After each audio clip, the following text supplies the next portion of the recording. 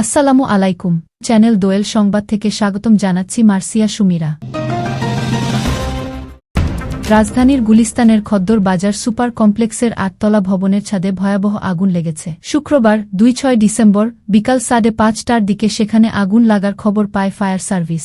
Fire service সূত্রে জানা গেছে, আগুনের খবর পাওয়ার মাত্র ৫ মিনিটের মাথায় অর্থাৎ বিকাল ৫:৩৩ ফায়ার সার্ভিসের প্রথম দল ঘটনাস্থলে পৌঁছায়। বর্তমানে সিদ্দিক বাজার ফায়ার স্টেশনের মোট ৬টি ইউনিট আগুন নিয়ন্ত্রণে কাজ করছে। বাণিজ্যিক ভবনটির উপরের তলায় গোডাউন হওয়ায় দ্রুত আগুন ছড়িয়ে পড়ার আশঙ্কা দেখা দিয়েছে। কালো ধোঁয়ায় ছেয়ে গেছে 0 পয়েন্ট ও গুলিস্তান সংলগ্ন এলাকা। নিচতলার মার্কেটগুলোতে থাকা ব্যবসায়ী ও ক্রেতাদের মধ্যে চরম আতঙ্ক ছড়িয়ে পড়ে এবং তারা দ্রুত ভবন থেকে বেরিয়ে আসেন। ফায়ার সার্ভিসের নিয়ন্ত্রণ কক্ষ থেকে জানানো হয়েছে, ঘিঞ্জি এলাকা হওয়ায় এবং রাস্তায় মানুষের ভিড় থাকায় শুরুতে পানির উৎস পেতে বেগ পেতে হলেও কর্মীরা সর্বোচ্চ চেষ্টা চালাচ্ছেন। তবে এখন পর্যন্ত কোনো হতাহতের খবর পাওয়া যায়নি। এছাড়া আগুনের কারণ বা ক্ষয়ক্ষতির পরিমাণ তাৎক্ষণিকভাবে নিশ্চিত করা সম্ভব হয়নি। বিকাল 5:45 পর্যন্ত আগুন নিয়ন্ত্রণে আসেনি বলে সর্বশেষ তথ্যে জানা গেছে। পার্শ্ববর্তী ভবনগুলো থেকে মানুষকে নিরাপদ দূরত্বে সরিয়ে নেওয়া হচ্ছে।